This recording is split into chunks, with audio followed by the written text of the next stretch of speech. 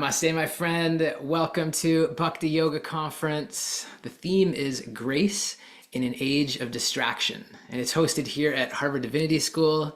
My name is Happy Jack. I'm the founder of Happy Jack Yoga and a Master of Divinity student here at Harvard.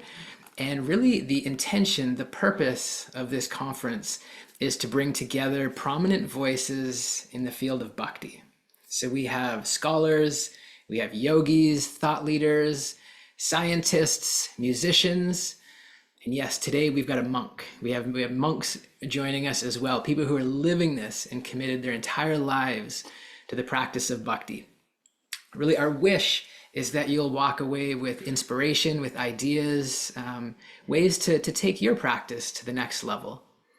As of now, we have over 3,300 registrants for this program. Of course, the majority are catching the recording. Thank you for being here with us. For those who are here live with us, thank you for being here live with us as well. We're going to have an amazing presentation here momentarily. And as always, we've got time for Q&A at the end. So if you have questions, make a note, and at the end, raise your virtual hand, and we will love to bring you on. I'm just going to spotlight our special guest while I say a few words. Introduction. This is Gauranga Das. He is a BTech graduate from IIT Bombay and the director of Govardhan Eco Village, a United Nations World Tourism Organization, award-winning eco-village community that is accredited by multiple UN bodies. He's a great chef who had set up mega kitchens and cooked over 3.5 million meals personally. During the recent Kumbh Mela event, he, along with his team, cooked over 5 million meals and served the pilgrims in a short period of just 1 month. He leads multiple rural development initiatives along with his team for the social, economic, and ecological upliftment of the community. Gauranga Das is an accomplished author, having written 3 books: The Art of Resilience, The Art of Focus, and The Art of Habits. He also recently released his 4th book, namely Legacy of Community Building in the Bhakti Tradition: Principles of Community Development from Sri Chaitanya's Philosophy and Life. He's also an inspirational speaker, having presented at various conferences, including TEDx and corporate events for companies such as Intel, Salesforce, and Google. Through his multifaceted roles and initiatives, Gauranga Das continues to promote sustainable living and spiritual education, integrating traditional Vedic wisdom with modern practices, and these have garnered international recognition, including various awards for the Govardhan Eco Village. And I just want to say a few personal words. I feel very blessed that this past summer, Gauranga Das served as a supervisor. So for Harvard, I did an internship at the Govardhan Eco Village and got to spend 2 months together. Truly, it was life-changing. It was the highlight of this 3-year Master of Divinity degree, and really everything that I'd been learning, intellectually about Bhakti, I feel like I was able to put it into practice, to see it, to see how people were living it, and to really experience it. Personally, I was just so impressed by the devotee community there, who of course was led by Gauranga Prabhu.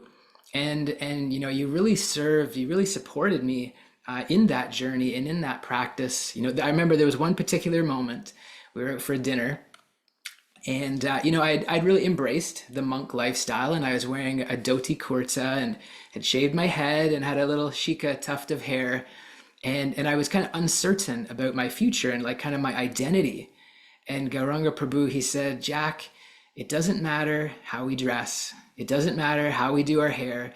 What matters is what's in our heart." And he said, so put your regular clothes on, grow your hair, do what you got to do, but just, really keep cultivating that mood of Bhakti. And as you can see, I took his advice, and actually Professor Clooney, who's one of our keynote speakers here as well, he was particularly impressed with that guidance and felt it was spot on. So again, my heart is still overflowing with love and appreciation for our time together last summer at the Govardhan Eco Village. Many of you who are here live with us actually are going to be coming with us. Our Happy Jack Yoga community is coming to the Govardhan Eco Village this November. And we're going to get to spend time with Gauranga Prabhu, with His Holiness Radhanath Swami. But there's so much I could say, but rather we're going to turn it over to Gauranga Prabhu himself so we can hear more about Govardhan Eco Village. The title of this session is called Recreating the Ancient Temple Town Model of India via S3 Impact, Spirituality, Sustainability, and Social Impact, a case study of Govardhan Eco Village, Palghar District, Maharashtra, India. My friends, if you are ready to get started with Gauranga Prabhu, throw your arms in the air and loudly chant, Haribol! Gauranga Prabhu, it's such an honor to have you here with us. Thank you for your time. Thank you. Thank you so much, Jack. And thank you to all the wonderful guests who have assembled this evening, morning. And thanks to Harvard Divinity School for hosting this wonderful event. So I'll begin with a bit of context about India in terms of economy and India in terms of environment and the context of why Govardhan Eco Village as a project is important.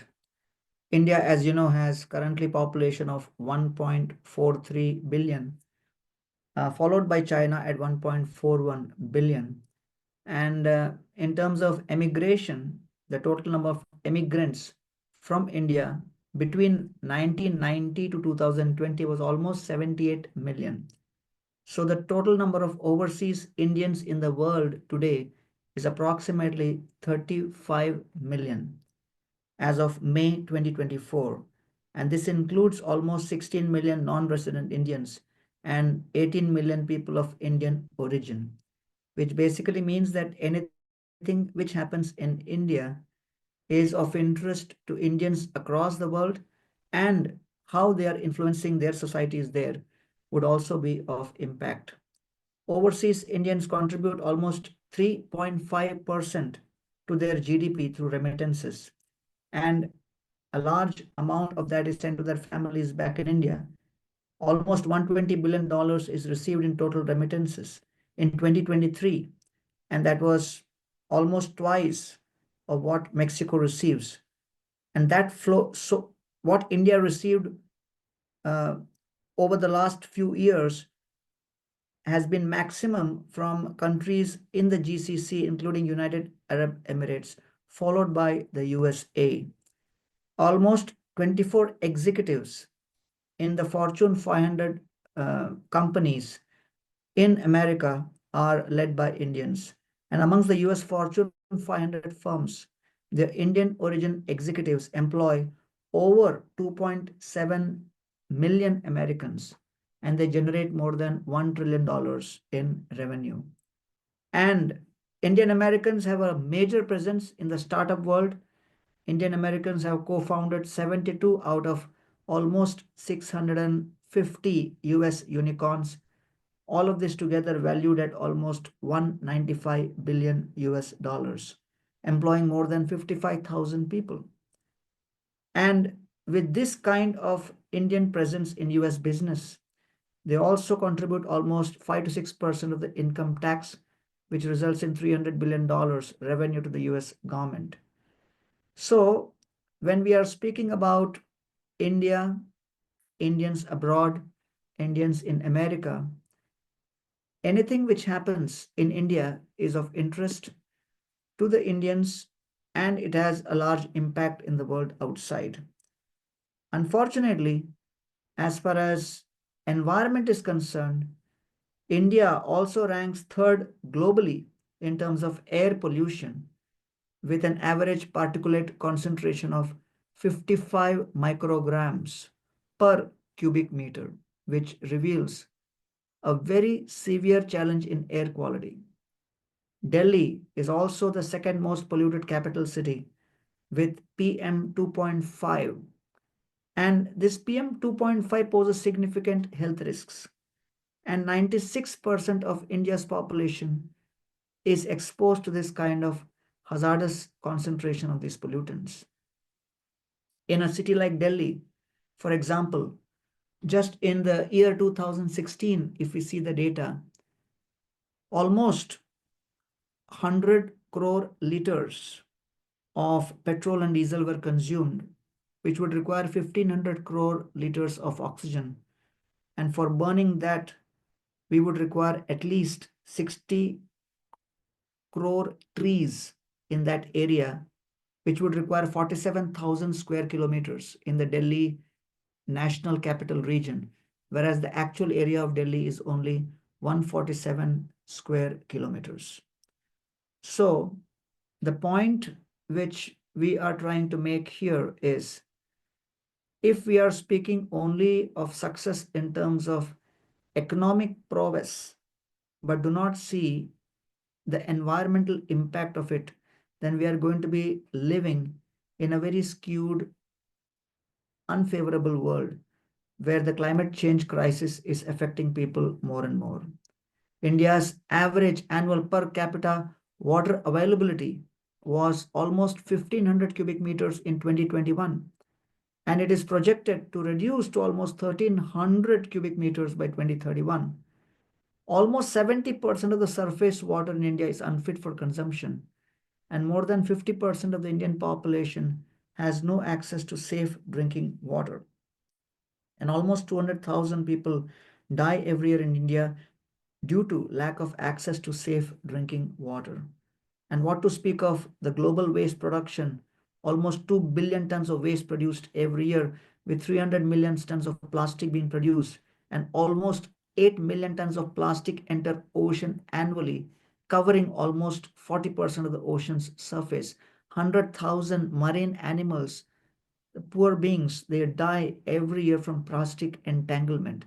And humans are ingesting almost 5 grams of plastic every week. So we are in India generating almost 62 million tons of waste each year, and only 12 million tons is being treated. Considering all of this, we as a spiritual organization thought that we need to do something by which we are able to address the United Nations Sustainable Development Goals, but not from an external or a superficial point of view, but from the intentional point of view. And we decided to create an intentional community. And the whole idea of the intentional community is, let us create a community which would actually be established on the basis of not the intention of fear, not the intention of desire, not the intention of just of duty, but based on the intention of service without selfish consideration. So I'll now begin the PowerPoint. And we decided that let us create a transformative community which would begin by first purifying our intentions. And therefore, we decided that we will recreate the ancient temple town model of India via spirituality, sustainability, and social impact. And incidentally, as I shared with you, mind boggling statistics of the economic success and prowess of Indians in various parts of the world, including America. Right next to the financial capital, we have a district known as Palghar, which you will be shocked to know, although which has a population of 3.5 million, has a per capita income of only $1 a day. Right next to the financial capital of India, there is also a poverty capital. And so we decided to take this as a case study, and under the guidance, inspiration, vision, and the direction of His Holiness Radhanath Swami, the author of The Journey Home and the Journey Within, and a spiritual leader whom many of you are familiar with, we embarked on this journey. Honestly speaking, this was not a journey which I personally planned or desired, but it just manifested because I was serving with him as a close associate for almost from 1993 to 2009, when he started speaking about this particular project and how important this project is to be executed. And having been working with him closely for 18 years, it became difficult for me to refuse a project which initially I was not very enthusiastic about, just because of the fact that I was already busy with many other projects. But considering the importance of this, I thought, okay, let's give it a try for a couple of years. Initially, none of us were enthusiastic. So finally, Radhanath Swami said in 2009 that I want this project as a gift for my 60th birthday. So I said, Maharaj, that's not fair because now you're putting emotional pressure on us. And then, I put up a notice in the monastery saying anyone wants to sign up to be part of this project and go to rural Maharashtra, 85 kilometers away from Chopati temple, and be in a project for the pleasure of Radhanath Swami, you're more than welcome to sign up here. And I thought the page will be filled up with monks wanting to be part of that journey to support Radhanath Swami's 60th birthday gift. And after 1 week, I was shocked to see not a single name was written there. And so I told Maharaj that now we need to take in people who do not have the choice. And so we co opted a whole group of new monks who had just passed out from their training. And then they were allocated to perform this service. And I'm really grateful to that whole group of people who arrived at the eco village on May 1st, 2010. And they still call it the Labor Day because May 1st is celebrated as the Labor Day, and a whole labor of love began from that day onwards. Next.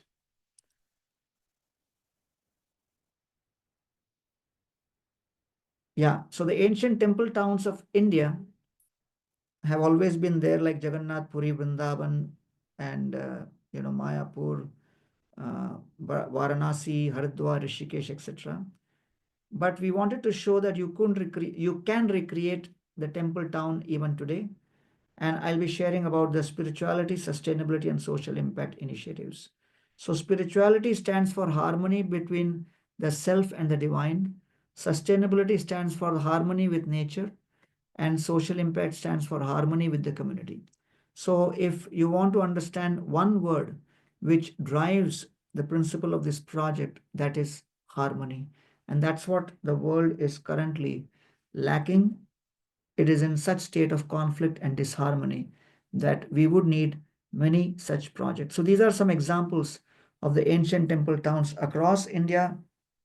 Some of you in your visits to India may have visited some of these holy sites and been part of this. An interesting side statistics is India has a annual uh, tourism revenue of almost $240 billion. You'll be surprised to know that out of that, almost $80 billion is the revenue generated solely through domestic spiritual tourism. That means visiting these holy places. India has 750 districts. So the idea is in every district, why can't we recreate a temple town which is currently created? So many of these are temple towns created in ancient times. So sometimes contemporary high net worth individuals or people with resources feel that with the extra money I have, I would rather set up a hospital, start a university in my grandfather's name, or set up a school in my mother's name, or do some food distribution or do some other social impact activities. But we are trying to acknowledge that society also has a responsibility to create spaces of spiritual and mental wellness. And that's what the spiritual holy town or the temple town can create. Was Pittsburgh was known as a steel town. Then later it had difficulties because the steel manufacturing shifted. Detroit was famous for being motor town. When the manufacturing shifted, then it had struggles. The advantage with temple town is the DTs usually don't shift. So there is stability, and the markers show that there is much better influence in terms of education, healthcare, and other parameters around the temple towns. Next. So this is the ancient temple towns population across India. They are spread across the length and breadth. They are in the ancient Puranas. They are developed around one or more temples. There is a history of several thousands of years. Visitors come all through the year, and they are thriving alongside the modern towns. They are the epicenters of spiritual and cultural activities. Many of you must have heard about Ayodhya, which itself has a population of only 100,000.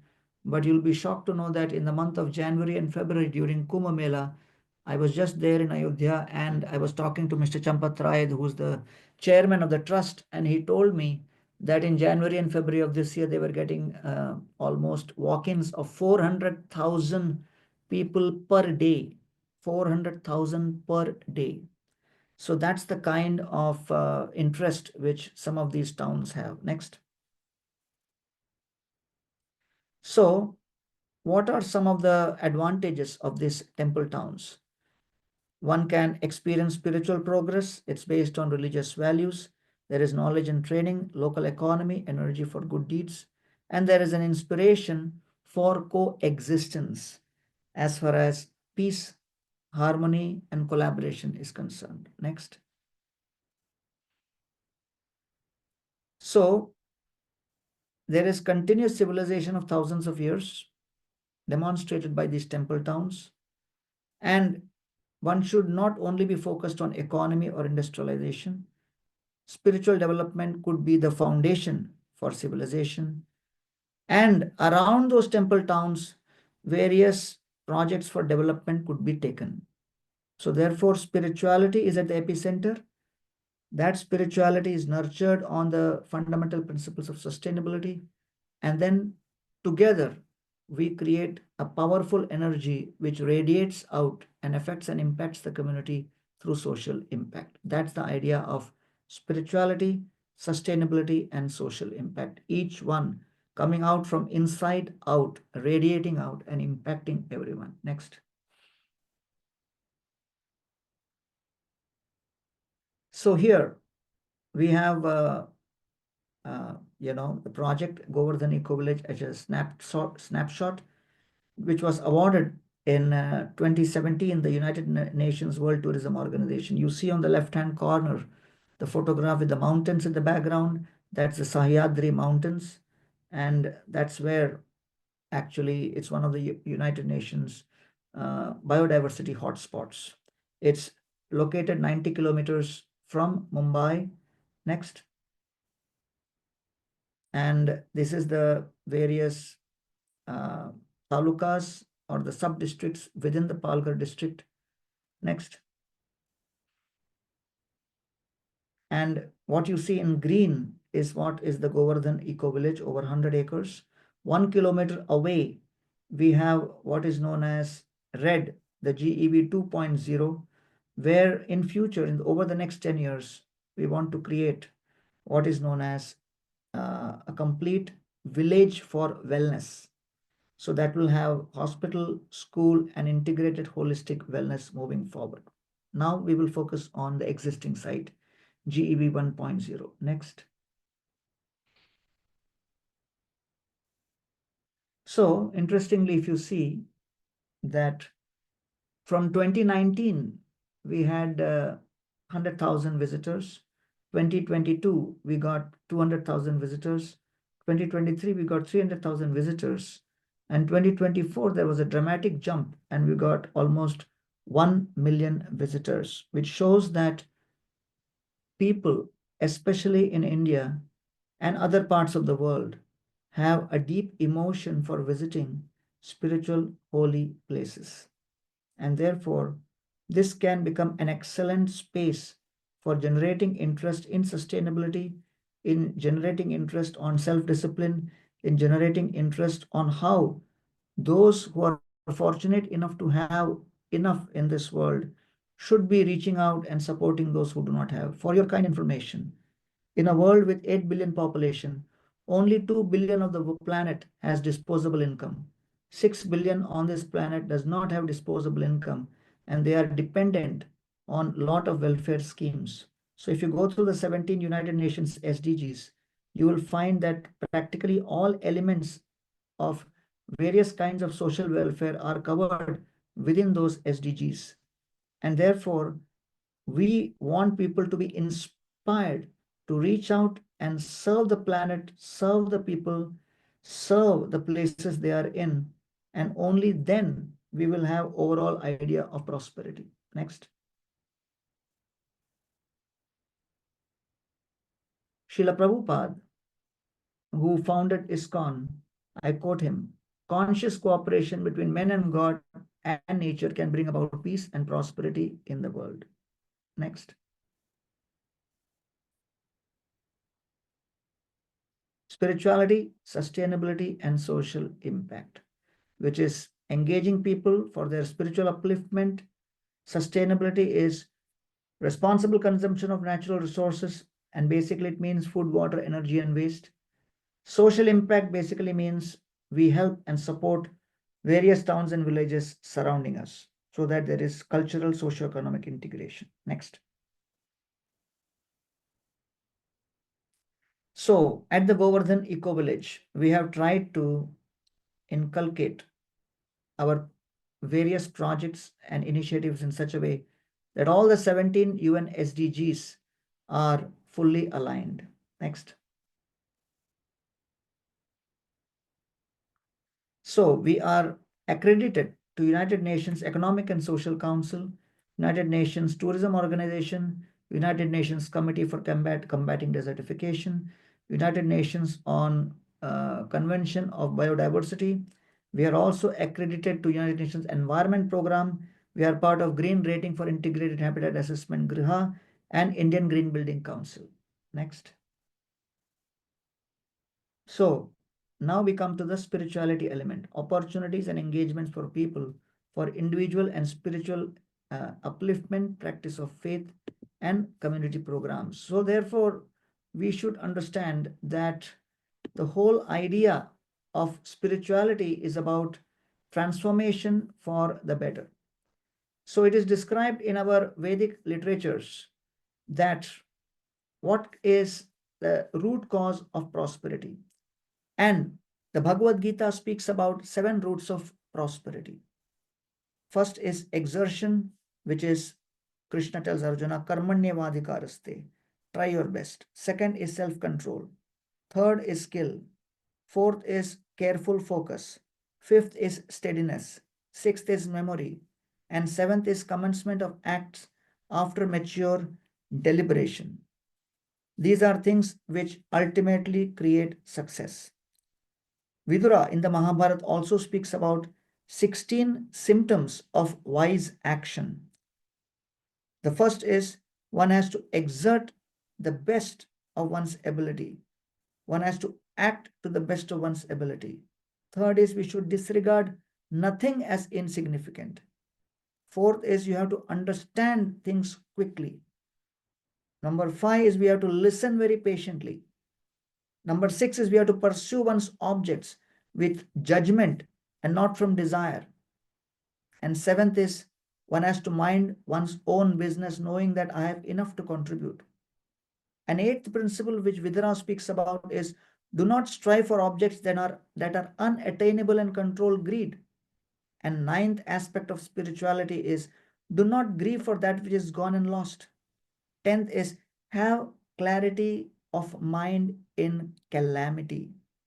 11th is one should have the ability to complete the task once begun, and that don't just leave things half-hearted. 12th is never waste one's time. 13th is be honest in your work. And number 14 is never ever criticize that which is good. And 15th is what is described in the Gita also. Sthita pragyasya ka bhasha samadhistasya keshava. Sthita dhikim prabhasheta kim asita prajeta kim. To be equipoised in success and failure. And 16th is to be aware of people's nature, their actions and connections between the action. Therefore, the essence of spirituality is don't worry about the past, don't worry about the future, but men of discernment deal with the present, knowing that the present choices will affect the future. And therefore, one has to realize that the secret of happiness is to be generous towards those who are your relatives and friends, to be kind to strangers, to be cunning with the wicked, to be loving to the good, to be shrewd in dealing with those who are trying to cheat, to be frank with the learned, to have courage and valor towards the enemies, to be patient with elders, and You have to be able to deal with situations with maturity and diplomacy. And therefore, this is a very, very important principle, that the five constant companions in all circumstances is the friends. They will always be friends in life. Second, there will always be enemies in life. Third, there will always be neutral people. Fourth, there will always be those who offer refuge. And number five, there will always be those who take refuge in you. But the four ways to conquest as per spirituality is: you have to conquer anger by forgiveness, you have to conquer wickedness by honesty, you have to conquer miserliness through liberality, and you have to conquer falsehood with truth. So, based on these principles of spirituality, we should realize that one may be following and practicing any form of religion, but the values of spirituality are common. So, therefore, with that understanding, that spirituality transforms our hearts, spirituality transforms character, we decided to create a space where people would come and feel transformed. Next. So we have a temple, beautiful deities, and large temple hall. Next. I'm just going to show you some nice, beautiful images. This is a 25-acre of recreated Vrindavan, which is an ancient temple town. And this is the famous Madan Mohan temple. From there, we create a replica, again, a space of worship. So basically, I'm showing you the spaces we created so that there could be transformation enabled and create values and characters the way which I just described a few minutes ago. Next. Then we also have fantastic library and a research center where we actually enable excellent courses across the year to study various literatures in the Bhakti tradition. Next. We have immersive yoga courses, intensive Bhakti Yoga courses for regular practitioners. So I'm just showing you images of some of the spaces we created. Next.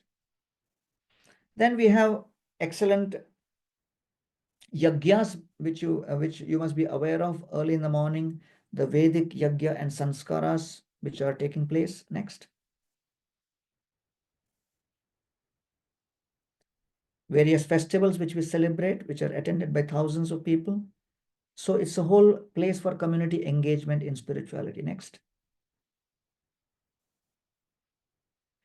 I quote His Holiness Radhanath Swami: to unite the body with nature, which is Hatha Yoga, to create unity within the mind and body, that is pranayam, to create unity with the mind and the soul, that is jnana, to create unity between the soul and God, that is bhakti. That is the complete yoga system. Next.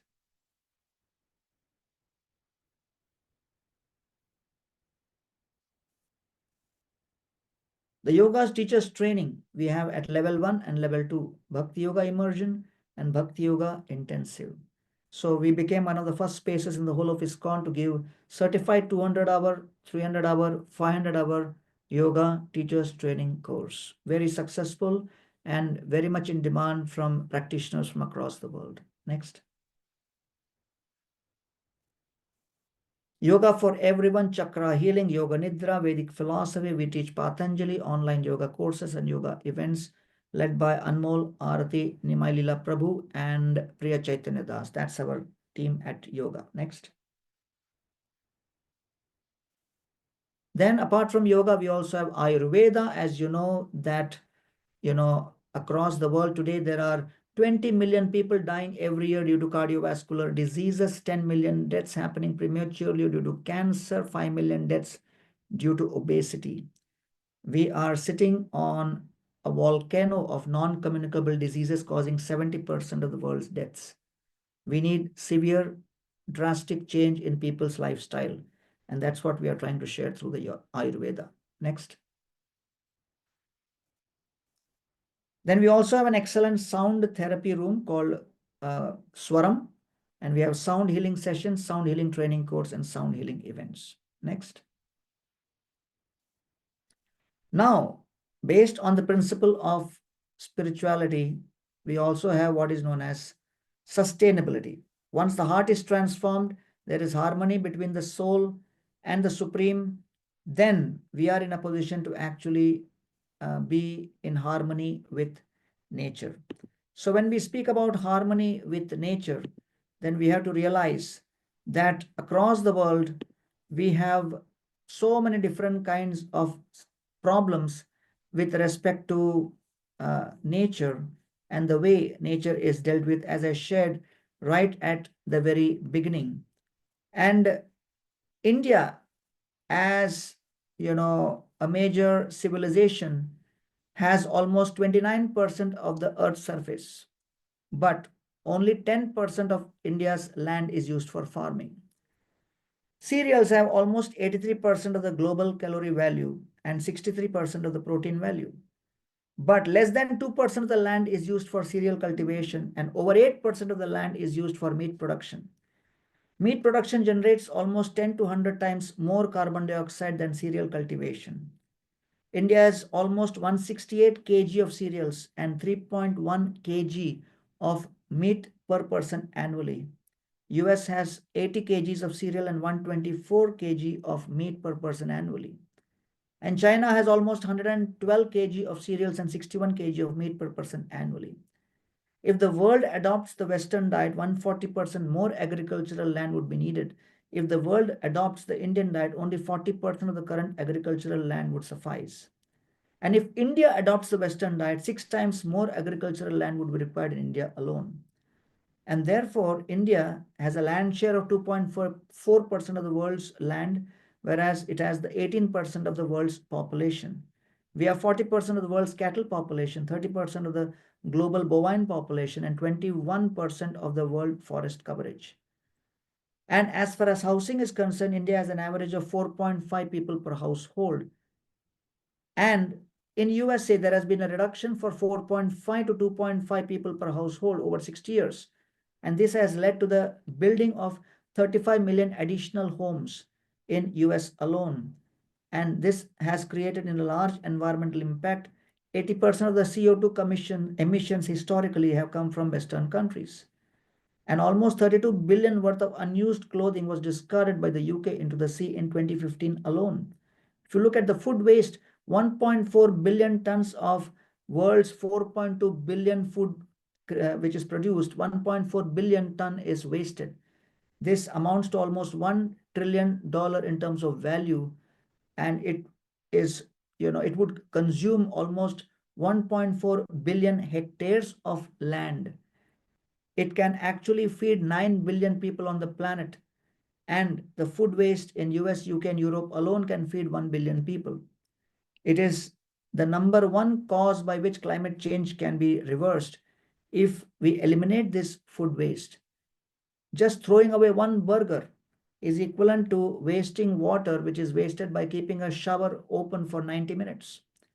So these are small things which we as individual humans, if we make conscious choices, we can make a difference. Just take the example of India. We have almost 770 million kilograms of soap produced every year in India, 194 million kilograms of shampoo, and 220 million kilograms of toothpaste every single year. 770 million kilograms of soap utilize almost 4 trillion cubic meters of water.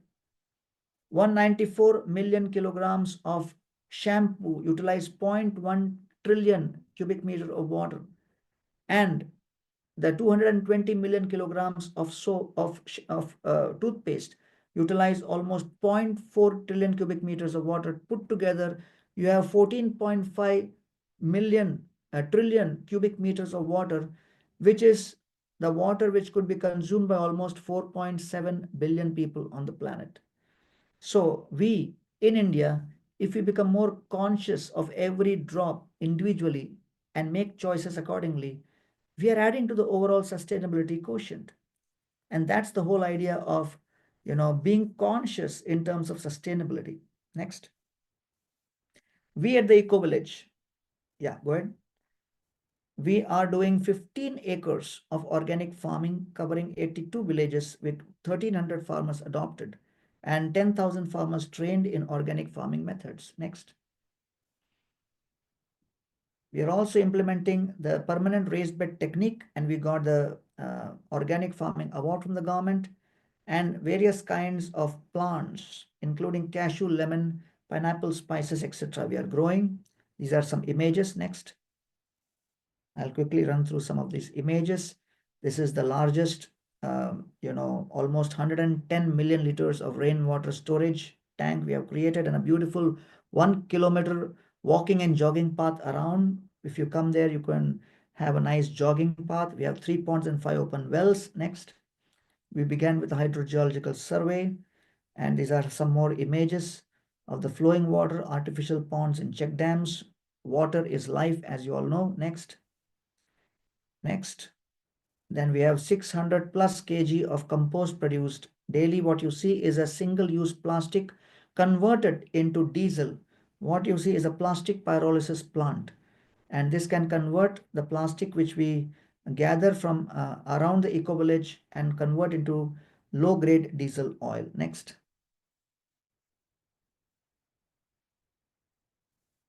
And here we have 350 plus kg of organic waste converted into 120 kg of compost, and we have cow dung been converted into vermicompost. As you see, a lot of wood is used for burning. We use the cow dung from our cows to make cow dung cakes, which is then used as fuel and as heating source. And this is the pyrolysis plant, converts 100 kg of plastic into 54 liters of pyro oil. When you visit the eco village, you'll get a beautiful demonstration of this. Next.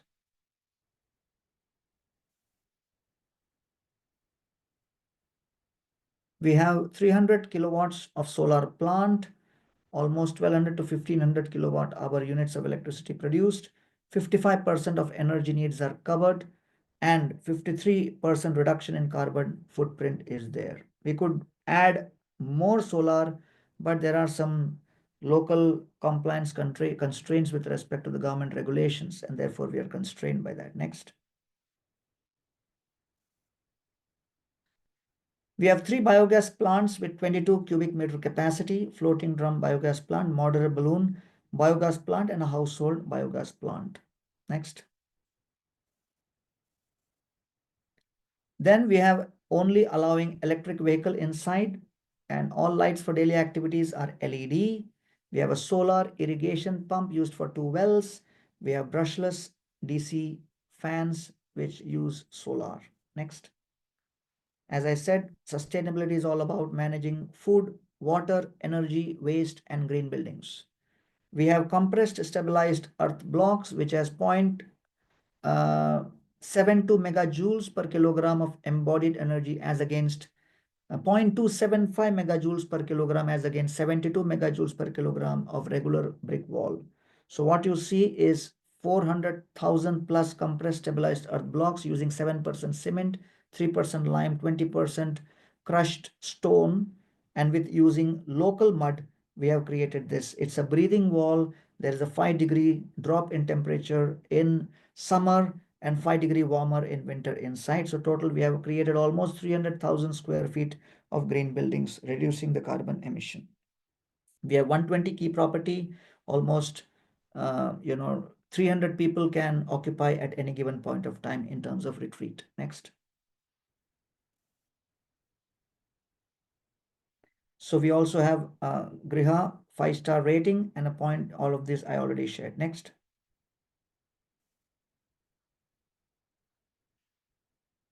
Volunteers making the compressed stabilized blocks. You can have an exciting time making these. Next. And so we have almost 15 acres with, as well as biodiversity, 63 plus birds, cows, butterflies, various kinds of horses, donkeys, and sheep, and 140 various varieties of plants. So it's a biodiversity hotspot.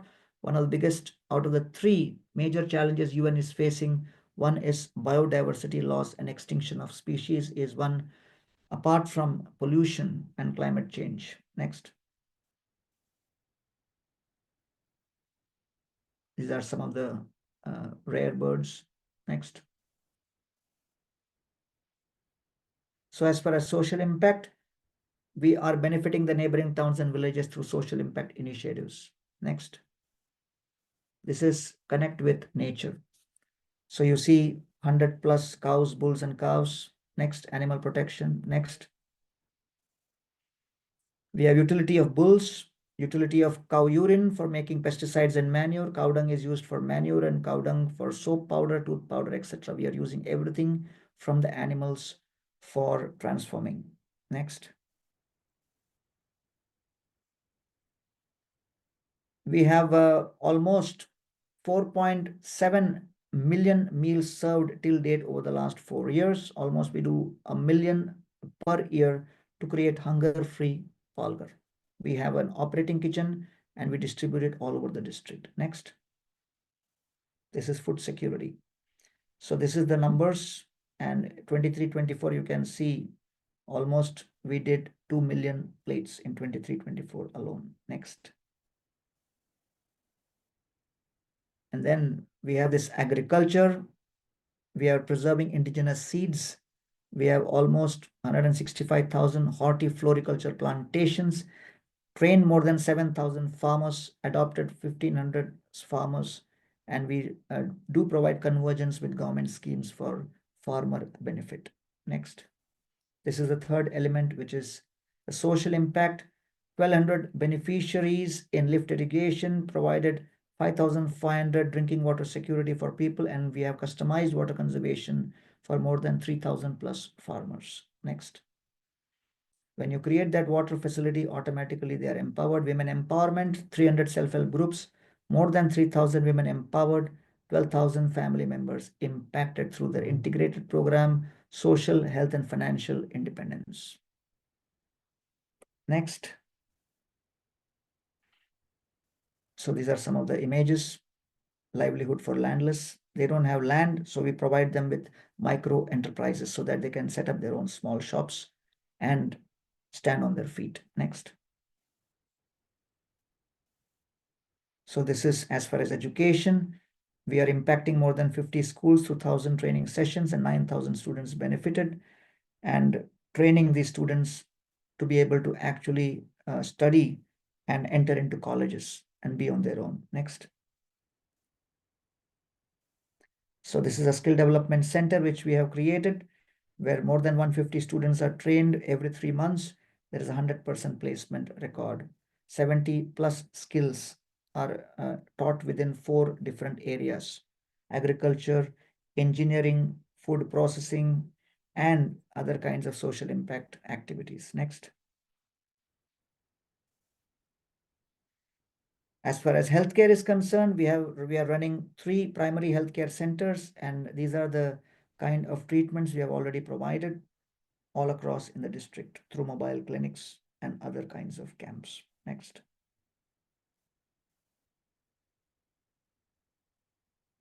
So this is the summary of our social impact: stabilize farmers, drinking water and irrigation, gender equity, dignity for the landless, quality education, self-employment, quality healthcare, and community harmony.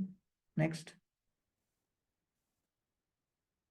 And in this way, we have reached out to more than 90 villages, adopted more than 1,500 farmers, 3,000 tribal women empowered, 9,000 students covered, 100,000 provided with drinking water, and almost 120,000 healthcare beneficiaries around. Next. Thank you all very much for giving me this opportunity. We have 10 minutes and we can have a couple of questions. We can Wow. close the. Amazing, amazing. Thank you so much, Gauranga Prabhu. Absolutely beautiful. So yes, we'll take questions in a moment if you want to raise your virtual hand. If I could start with one, actually, 3 come to mind. I'm just going to put them out there and share what you like. I guess the first one, you talked about being mindful of water consumption and just so many great suggestions for us here in the West. If there was one thing that we could do right now, today, and just start implementing it, what would that be? So I'd like to know, what can we do now? I'd like to know, is there a vision to take this beyond the borders of India? And then third, how can we get involved? In what way? What is the needs? How can we get involved? Any of those questions? Yeah, sure. So basically, sustainability project is all about 5 things: food, water, energy, waste, and green buildings. So the scale is not important, whether you have half an acre, 1 acre, or 100 acres. You have to be able to manage your food, water, energy, waste, and green buildings, all these five. So as we speak, we have Rajiv on our call, who's one of the main funders of this project. So I want to acknowledge Rajiv's presence, who's also doing a course, I believe, in the Harvard with the business school.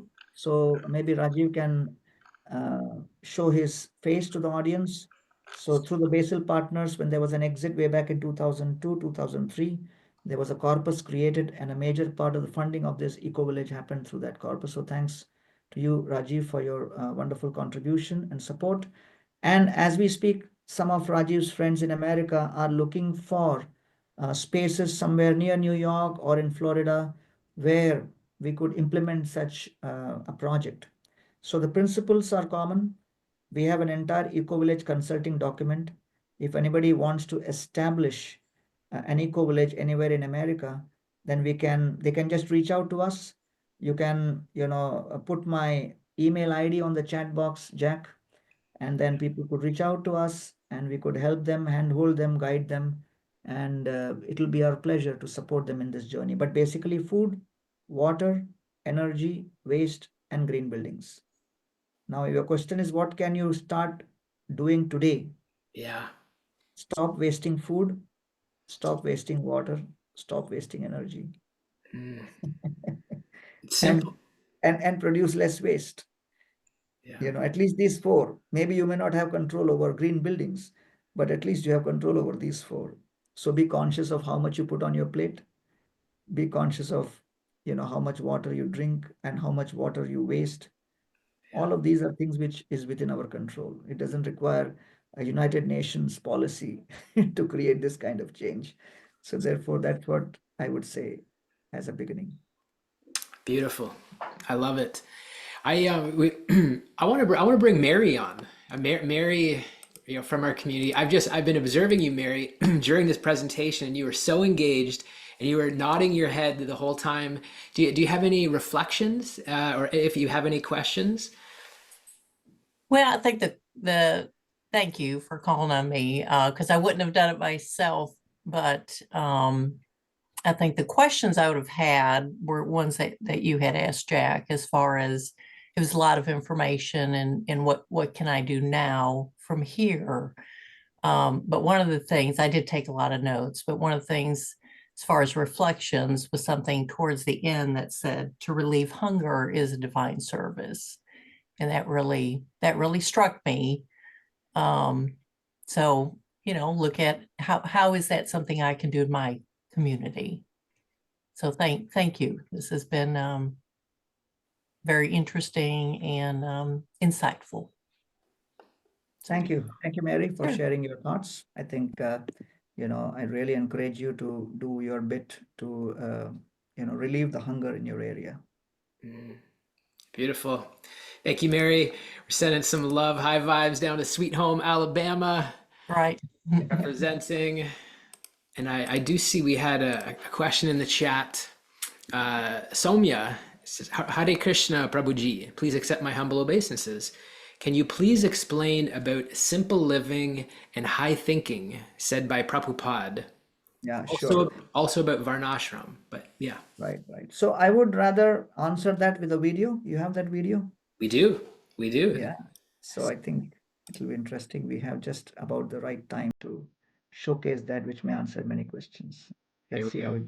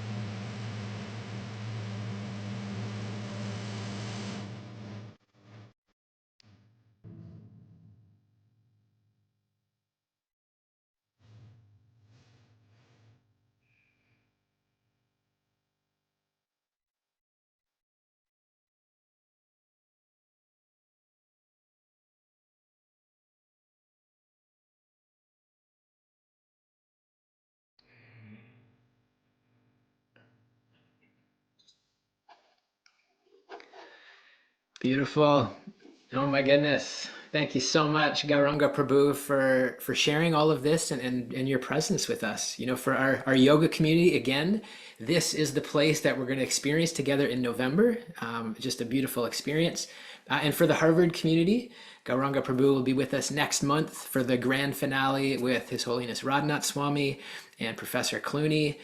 And maybe Gauranga Prabhu, if you would just leave us with parting words, what would your wish for us be, us, you know, newer spiritual seekers? We've just discovered bhakti. It's capturing our hearts. We're new, we're enthusiastic. What would you leave us with as we continue this path? Yeah, we'll get you off mute. Yeah. Can you hear me? Yep. Yeah. So as spiritual seekers, I will just encapsulate few themes from the Gita, that in the war of the egos, the winner is the biggest loser. Those who commit to nothing are distracted by everything. Don't compare yourself to others. Compare yourself only with the person you were yesterday. If you don't bring out the best within, you will bring out the beast within. Nowadays, people are speaking about brand new cars, but the value of what we drive doesn't matter as much as the values which drive us. And being intelligent in relationship means knowing when to doubt others and when to give benefit of doubt. And our caliber is seen not just life gives when we give life our best, but also your caliber is tested when life gives its worst to you. So therefore, the Gita says, life's misfortunes are like thorns. Pass through those thorns, don't press on them. Just because a thought is persistent doesn't make it pertinent. Learn to peruse your thoughts and worry in an age of mental health crisis. Worry is the interest we pay on loans we have not yet taken. The education system is telling everyone become a go-getter, but even a go-getter needs to know where to go and what to get, because getting opportunities is providence, but grabbing them is diligence. And the difference between confidence and overconfidence is vigilance. Therefore, dear friends, faith means the willingness to relinquish control, and discipline is the fusion of intention with action. And therefore, I conclude by saying, please be determined to pursue a path of spirituality, sustainability, and social impact, because determination means to subdue or subordinate pleasure to purpose. Many years ago, we thought we would create a community based on purpose.